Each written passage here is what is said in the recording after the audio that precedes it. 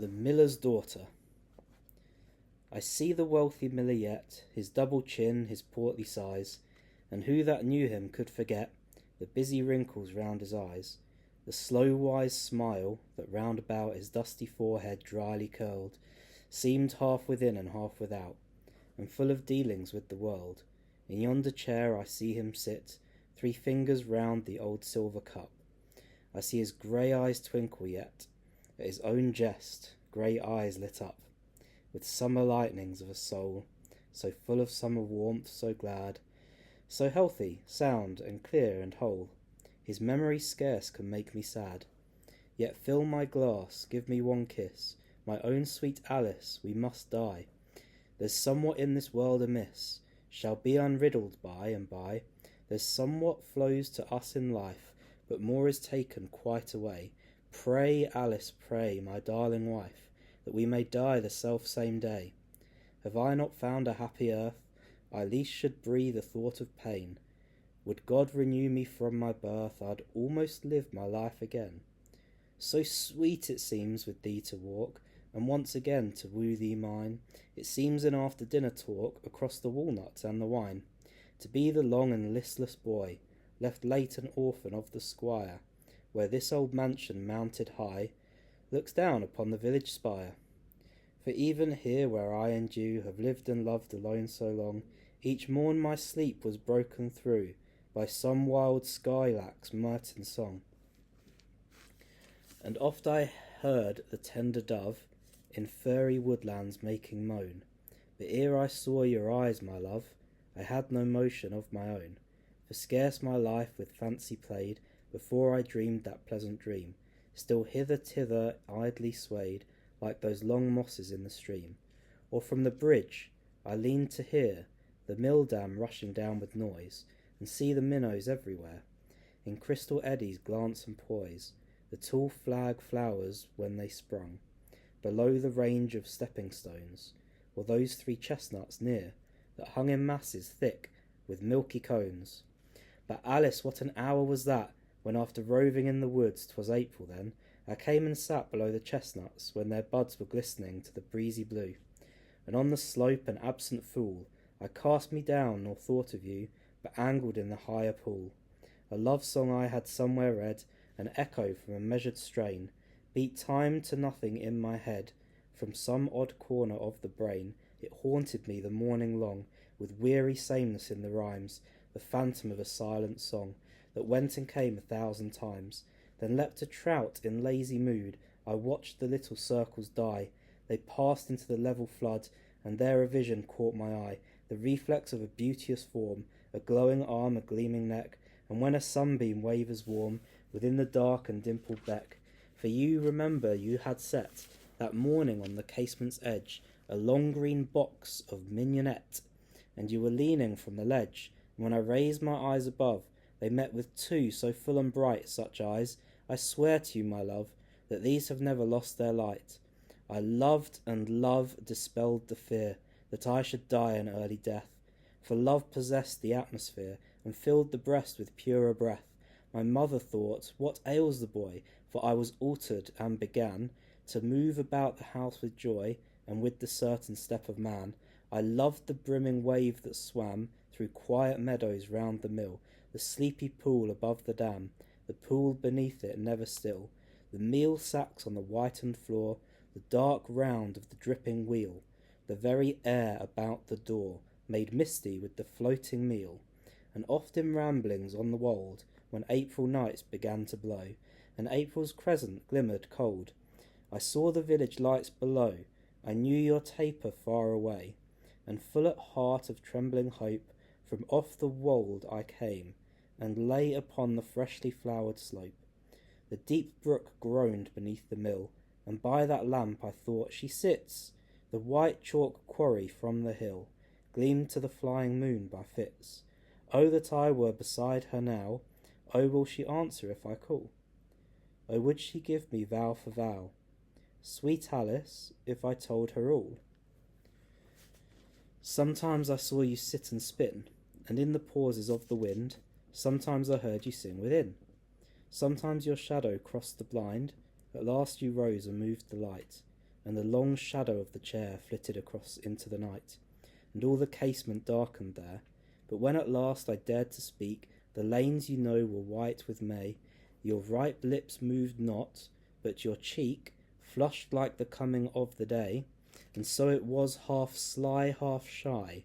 You would and would not, little one, although I pleaded tenderly, and you and I were all alone.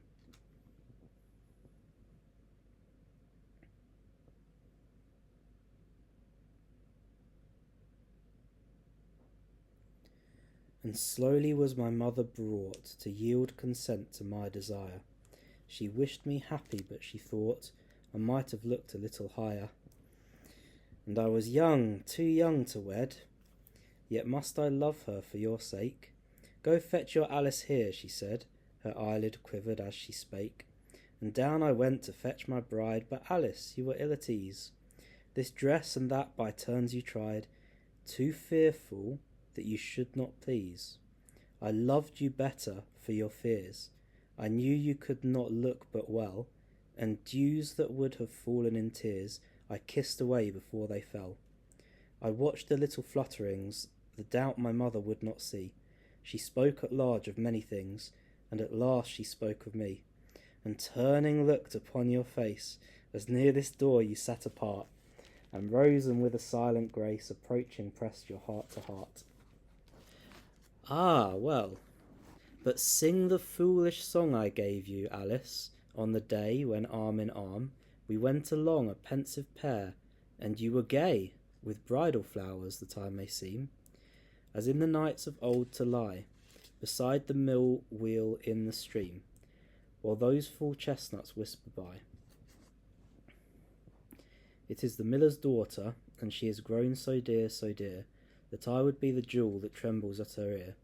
For hid in ringlets day and night I'd touch her neck so warm and white, and I'd be the girdle about her dainty, dainty waist, and her heart would beat against me, in sorrow and in rest. And I should know if it beat right, I'd clasp it round so close and tight, and I would be the necklace, and all day long to fall and rise upon her balmy bosom, with her laughter or her sighs, and I would lie so light, I scarce should be unclasped at night. A trifle sweet, which true love spells, true love interprets right alone. His light upon the letter dwells, for all the spirit is his own. So if I waste words now, in truth, you must blame love. His early rage had force to make me rhyme in youth, and makes me talk too much in age. And makes me talk too much in age. And makes me talk too much in age.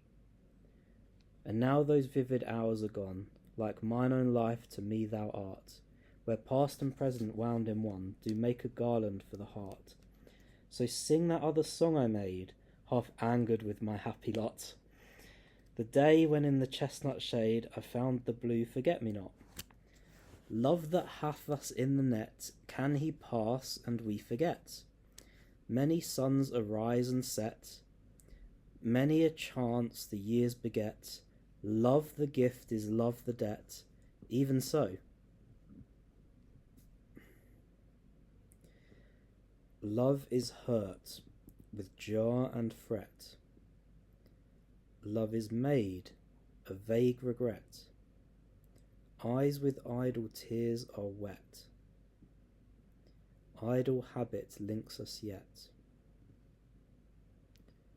What is love, for we forget? Ah, no, no. Look through mine eyes with thine, true wife, round my true heart thine eyes, thine arms entwine, my other dearer life in life. Look through my very soul with thine, untouched with any shade of years. May those kind eyes forever dwell. They have not shed a many tears. Dear eyes, since first I knew them well, yet tears they shed, they had their part of sorrow. For when time was ripe, the still affection of the heart became an outward breathing type, that into stillness passed again, and left a want unknown before. Although the loss that brought us pain, that loss but made us love the more. With farther lookings on, the kiss, the woven arms, seem but to be weak symbols of the settled bliss.